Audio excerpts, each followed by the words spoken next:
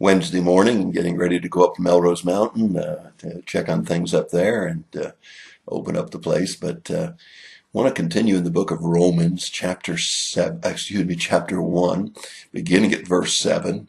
And here Paul clearly identifies who he's writing to: the saints at Rome.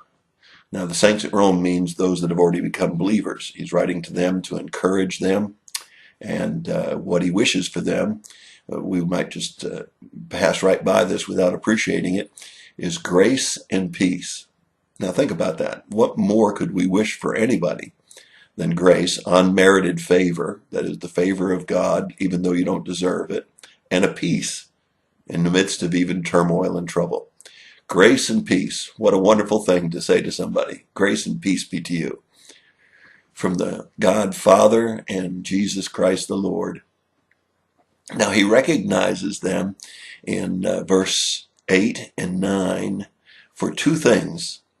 The saints at Rome had been known for their reputation of faith. That's a good thing, isn't it? For someone to be known and have a reputation of having great faith. And it says over the whole world, the faith of the Roman Christians was great. In verse 9 he says, and the examples that they are.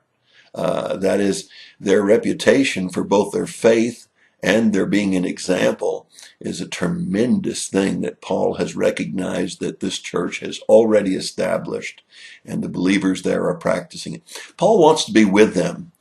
He wants to go and he wants to share with them the truths of the gospel. Now remember, Romans is a doctrinal book, and Paul certainly understood that the body of Christ was made up of many members, and those members were gifted with different spiritual gifts.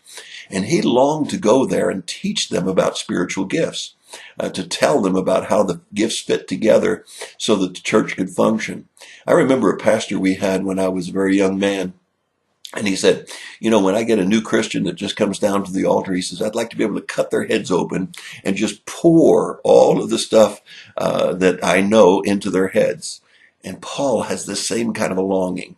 He wants to just pour everything that he knows about how the church fits together with spiritual gifts, and he wants to pour it into their souls.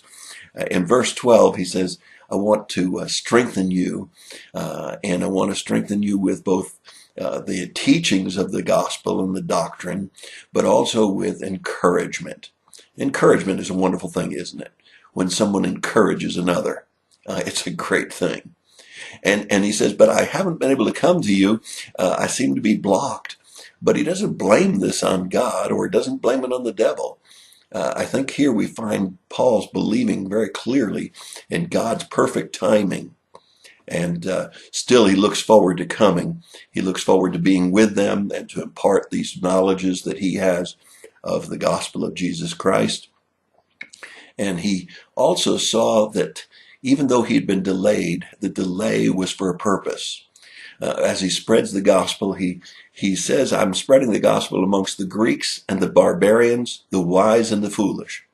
You know, sometimes I think we want to just minister to those people that are just like us, instead of ministering to both the Greeks and the barbarians, the wise and the foolish. It's very, very easy to minister to the people that are just like us. But you know, God has a much broader picture. And the gospel is for everyone, both the wise and the foolish. Both the well-educated Greeks and the barbarians, but perhaps didn't get the education. Those that are still pretty crude. So let's remember that the world of missions is all around us, both wise and foolish, and Greeks and barbarians.